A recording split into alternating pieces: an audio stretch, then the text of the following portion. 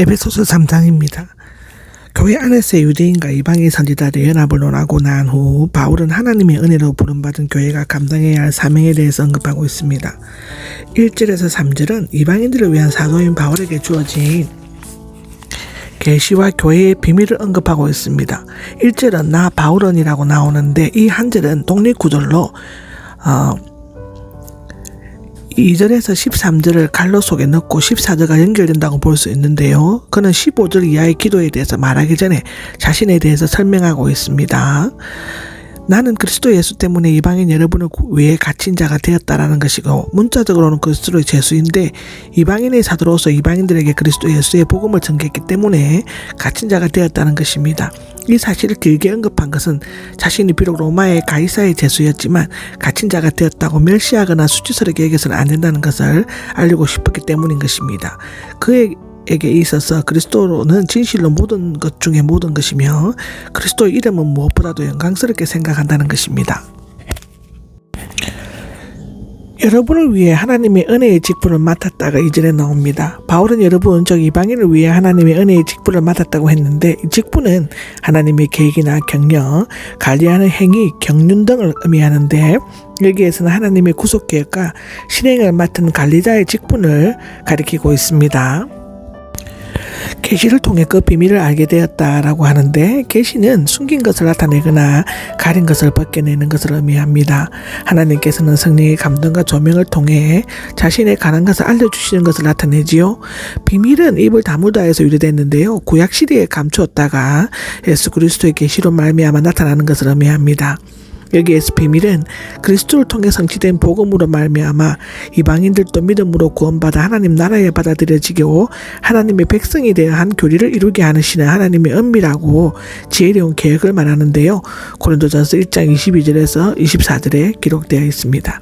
아마도 그는 다메섹 도상이나 아라비아 생활 중 고향 다소에 있을 때, 안디옥에 머물렀을 때를 계시를 받았을 것입니다. 이미 간단히 썼던 것처럼으로 하는데, 바울이 다른 서신을 썼다는 것이 아니라 본서의 내용 중에서 앞에서 언급한 것들을 암시하는 것처럼 보입니다. 이것을 읽으면인데요, 바울은 이 책을 받은 교회 사람들에게 자신이 이미 쓴 것을 읽으면 자신이 그리스도의 비밀을 깨달아 안 것을 이해할 수 있을 것이라고 말하고 있습니다. 말하자면 바울이 앞서 말한 하나님의 계획을 잘 읽으면 에베소 교인들도 바울이 깨달은 그리스도의 비밀을 알게 될 것이라는 것입니다. 이 그리스도의 비밀은 그리스도에 관한 비밀보다는 그리스도 자체, 즉 그리스도 안에 암축된 비밀, 즉 그리스도 인격, 사역, 속죄의 죽음 등을 나타내고 있는데요, 그의 깨달음은 자신이 스스로 발견한 것이 아니라 하나님에 의해 계시되었다는 것입니다. 그 비밀이 계시되었습니다라고 하죠. 이 비밀이 드러난 시기와 대상 등에 대해서 언급합니다. 이전에 다른 세대들은 구약시대이며 지금은 성령의 계시로 복음의 비밀을 알리지 신약시대를 말하는 것이죠. 그 비밀은 구약 성경에서 일부 드러났지만 지금만큼 드러나지 않았으며 이제 교회 시대에 와서는 완전히 계시되었습니다. 성령 안에서 성령으로의 뜻은 거룩한 사도들과 예언자들, 신약시대의 직분이며 거룩한 하나님을 섬기는 일에 성별되는 것을 의미합니다. 이 비밀은 이라고 6절에 나옵니다. 바울은 이제 그 비밀 내용을 밝히고 있는데, 이 비밀은 과거 모든 세대 동안에는 감추어졌지만 이제는 복음을 통해 드러났는데, 그것은 곧 유대인과 이방인은 하나가 된다는 것입니다. 복음을 통해 그리스도 예수 안에 있게 된 이방인들이 참여한 것을 나타내기 위해 함께로 시작되는 세 개의 동사를 사용하고 있습니다. 첫째는 함께 공동 상속자들이 되었다. 둘째는 함께 한 몸 자체가 되었다. 지체가 되었다. 세 번째는 함께 약속에 참여하는 자들이 되었다입니다. 과거 이방인들은 하나님께서 아브라함에게 하신 약속의 언약에 제외되었으나 이제는 그리스도 안에 속함으로 아브라함의 약속, 즉 생명과 구원의 약속과 메시아의 약속에 유대인과 동등한 자격으로 참여하게 되었죠. 갈라디아서 3장 22절에서 29절에도 나옵니다. 7절에서 12절까지는 바울에게는 비밀이 계시되었을 뿐만 아니라 그것을 이방인들에게 전해야 할 사명이 주어졌습니다. 복음의 일꾼이 되었습니다라고 7절에 나옵니다. 바울이 일꾼이 된 것은 복음을 모든 사람, 특히 이방인에게 전파하기 위한 것이었습니다. 그가 일꾼, 즉 하인처럼 섬기거나 봉사하는 것이 된 것은 첫째는 하나님께서 주신 은혜의 선물을 받았기 때문이고요. 둘째는 하나님의 능력이 역사하셨기 때문입니다. 바울이 하나님의 계획을 잘 이해하고 자신의 복음 전파 사명을 잘 감당할 수 있었던 것은 자신의 힘이 아닌 전적으로 하나님의 능력이 함께 역사했기 때문이었죠. 모든 성도들 가운데 가장 작은 나라고 얘기하는데 바울은 언제나 자신이 겸손하게 지극히 작은 자, 죄인 중에 괴수라고 고백하고 있습니다. 바울은 자신의 역할과 목적을 세 가지로 표현하는데요.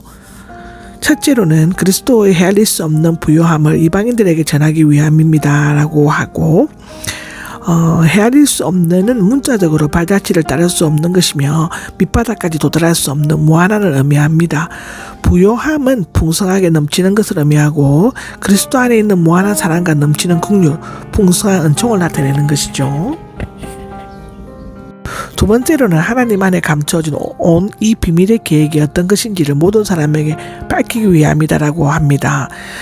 여기에서 하나님은 영원 전부터 모든 것을 창조하신 당시 창조주와 구속주로 구분시켜 영주주의에 대항하기 위한 것으로 추정되고 있는데, 창조주이시며 구속주이신 하나님께서는 그동안 감춰온 이 비밀의 계획, 즉 그리스도로 말미암아 이방인에게까지 은총을 베푸시려는 계획을 바울을 통해 모든 사람에게 밝히고 있는 것입니다. 하나님의 다양한 지혜가 알려지도록 하기 위함이다라고 10절에 나오는데, 원문에는 또가 없고 무엇을 위하여 그리하여가 있는데요. 앞에 있는 영원 전부터 감춰온 것과 연관이 되어 있다고 볼 수 있습니다. 또 그와 같이 감추어져 온 이 비밀의 계획이 어떤 것인지를 보태어 익혀져야 하는데, 통치자들과 권세자들, 선한 천사와 악한 천사들을 가리키고 있습니다. 하늘에 있는 천사적 존재들에게 알려지기에 한다는 것은 온 우주에 두루 퍼지게 한다는 것을 의미합니다. 하나님의 다양한 지혜인데 이 다양한 지혜는 꽃과 같이 다채롭고 아름다운 모양을 의미한다고 합니다. 이곳에만 사용하고 있습니다. 하나님의 각종 지혜는 비밀과 같은 것을 지상에서 그리스도의 몸을 통해 완전히 계시된 것으로 죽음에 의해 생명을, 치욕 고통의 영광을, 죄에서 의를, 죄수를 통해 축복을, 약함에 의해 강함과 같은 다양한 하나님의 구속 계획을 나타내고 있죠. 이 일을 따를 것입니다. 근데 이와 같이 중요한 사명을 맡은 바울은 그 사명이 자신의 생각으로 또는 우연히 이루어진 것이 아니라 하나님의 영원한 계획을 따른 것임을 언급하고 있습니다.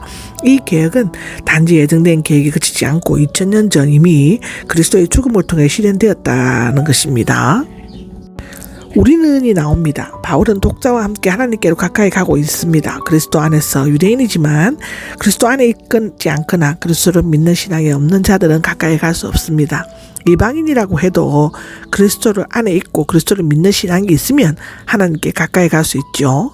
그분을 믿으면이 나오죠. 그리스도를 믿게 된다면 첫째로는 담대함, 둘째로는 확신을 가지고 나아가야 하고 한다고 기록되어져 있습니다. 확신이나 신뢰를 가지고를 의미하는데, 우리는 하나님의 약속과 그리스도의 대속적인 죽음을 믿기 때문에 확신과 담대한 마음이 생겨서 두려움 없이 하나님께 나아갈 수 있다는 것이죠.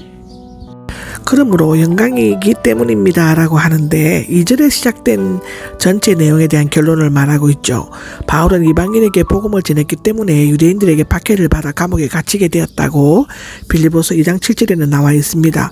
바울은 이러한 한난이 이방인들을 낙심시키고 자신이 전하는 복음에 대해 의심을 품지 않게 되기를 부탁하였습니다. 이게 부탁드립니다는 기도의 대상에 하나님에 대한 언급이 없으므로 구하거나 기도했다고 번역할 수는 없고, 바울은 낙심하지 말아야 할 이유는 한난이 그들에게 영광이 되기 때문이라고 말하고 있습니다.